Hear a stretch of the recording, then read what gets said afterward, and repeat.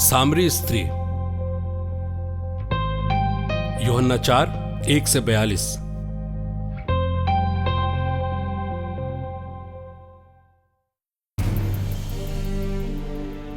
फरीसियों को यह सूचना मिली कि यीशु यूहन्ना की अपेक्षा अधिक शिष्य बनाते और बपतिस्मा देते हैं। यद्यपि यीशु स्वयं नहीं बल्कि उनके शिष्य बपतिस्मा देते थे। जब यीशु को इसका पता चला तो वे यहूदिया छोड़कर गलील चले गए। उन्हें सामरिया होकर जाना था। वे सामरिया के सुखार नामक नगर पहुंचे। ये उस भूमि के निकट है जिसे याकूब ने अपने पुत्र यूसुफ को दिया था। वहां याकूब का कुआं है। यीशु यात्रा से थक गए थे, इसलिए वे कुएं के पास बैठ गए। उस समय दोपहर हो चला था। एक सामरी स्त्री पानी भरने आई। यीशु ने उससे कहा, मुझे पानी पिला दो। उस समय उनके शिष्य नगर में भोजन खरीदने गए थे। सामरी स्त्री ने उनसे कहा, यह क्या कि आप यहूदी होकर भी मुझ सामरी स्त्री से पीने के लिए पानी मांगते हैं? यह इसलिए कहा क्योंकि यहूदी सामरियों के पात्रों का उपयोग नहीं करते। यीशु ने उत्तर दिया, यदि तुम ईश्वर का वरदान पहचानते और यह जानती कि वो कौन है जो तुमसे कहता है मुझे पानी पिला दो, तो तुम मुझसे मांगती और वो तुम्हें जीवन का जल देता। महोदय, स्त्री ने उनसे कहा, पानी खींचने के लिए आपके पास कुछ भी नहीं है और कुआं गहरा है, तो आपको वो जीवन का जल कहां से मिलेगा? क्या आप हमारे पिता याकूब से भी महान हैं? उन्होंने हमें यह कुआं दिया।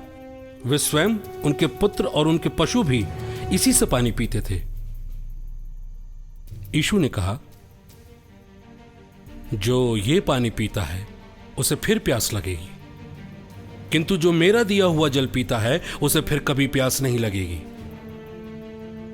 जो जल मैं उसे प्रदान करूंगा वो उसमें सोता बन जाएगा, जो अनंत जीवन के लिए उमड़ता रहता है। इस पर स्त्री ने कहा, महोदय, मुझे वो जल दीजिए जिससे मुझे फिर प्यास न लगे और मुझे यहां पानी भरने नहीं आना पड़े। यीशु ने उससे कहा, जाकर अपने पति को यहां बुला लाओ। स्त्री ने उत्तर दिया, मेरा कोई पति नहीं है। यीशु ने उससे कहा, तुमने ठीक ही कहा कि मेरा कोई पति नहीं है। तुम्हारे 5 पति रह चुके हैं और जिसके साथ अब रहती हो वो भी तुम्हारा पति नहीं है। यह तुमने ठीक ही कहा। स्त्री ने उनसे कहा, महोदय, मैं समझ गई, आप नबी हैं। हमारे पुरखे इस पहाड़ पर आराधना करते थे और आप लोग कहते हैं कि यरूशलेम में आराधना करनी चाहिए। यीशु ने उससे कहा, नारी, मैं तुम्हें विश्वास दिलाता हूं कि वो समय आ रहा है जब तुम लोग न तो इस पहाड़ पर पिता की आराधना करोगे और न यरूशलेम में ही। तुम लोग जिसकी आराधना करते हो उसे नहीं जानते।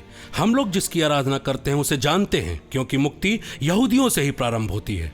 लेकिन वो समय आ रहा है, आ ही गया है, जब सच्चे आराधक आत्मा और सच्चाई से पिता की आराधना करेंगे। पिता ऐसे ही आराधकों को चाहता है। ईश्वर आत्मा है, उसके आराधकों को चाहिए कि वे आत्मा और सच्चाई से उसकी आराधना करें। स्त्री ने कहा, मैं जानती हूं कि मसीह, जो ख्रिस्ट कहलाते हैं, आने वाले हैं। जब वो आएंगे तो हमें सब कुछ बता देंगे। यीशु ने उससे कहा, मैं जो तुमसे बात कर रहा हूं वही हूं। उसी समय शिष्य आ गए और उन्हें एक स्त्री के साथ बातें करते देखकर अचंभे में पड़ गए। फिर भी किसी ने यह नहीं कहा, इससे आपको क्या, अथवा आप इससे क्यों बातें करते हैं? उस स्त्री ने अपना घड़ा वहीं छोड़ दिया और नगर जाकर लोगों से कहा, चलिए एक मनुष्य को देखिए जिसने मुझे वो सब जो मैंने किया बता दिया। कहीं वो मसीह तो नहीं है? इसलिए वे लोग नगर से निकलकर यीशु से मिलने आए। इस बीच उनके शिष्य उनसे यह कहते हुए अनुरोध करते रहे, गुरुवर, खा लीजिए। उन्होंने उनसे कहा, जो भोजन मेरे पास है उस विषय में तुम कुछ नहीं जानते। इस पर शिष्य आपस में बोले, क्या कोई उनके लिए खाने को कुछ ले आया है? इस पर यीशु ने उनसे कहा, जिसने मुझे भेजा उसकी इच्छा पर चलना और उसका कार्य पूरा करना, यही मेरा भोजन है। क्या तुम ये नहीं कहते कि अब कटनी के 4 महीने रह गए हैं? मैं तुमसे कहता हूं, आंखें उठाओ और देखो, कि फसल पककर तैयार है, काटने वाला मजदूरी पाता है और अनंत जीवन के लिए फसल जमा करता है, जिससे बोने वाला और काटने वाला दोनों ही मिलकर आनंद मनाएं। क्योंकि यहां यह कहावत ठीक उतरती है, एक बोता है, दूसरा काटता है। मैंने तुम्हें वो खेत काटने भेजा जिसमें तुमने नहीं, दूसरों ने परिश्रम किया, और तुम्हें उनके परिश्रम का फल मिल रहा है। उस स्त्री ने कहा था, उन्होंने मुझे वो सब जो मैंने किया बता दिया है। इस कारण उस नगर के बहुत से सामरियों ने यीशु पर विश्वास किया। इसलिए जब वे उनके पास आए तो उन्होंने अनुरोध किया कि आप हमारे यहां रहिए। वे 2 दिन वहीं रहे। बहुत से अन्य लोगों ने उनका उपदेश सुनकर उनमें विश्वास किया और उस स्त्री से कहा, अब हम तुम्हारे कहने के कारण ही विश्वास नहीं करते, हमने स्वयं उन्हें सुन लिया है और हम जान गए हैं कि वे सचमुच संसार के मुक्तिदाता हैं।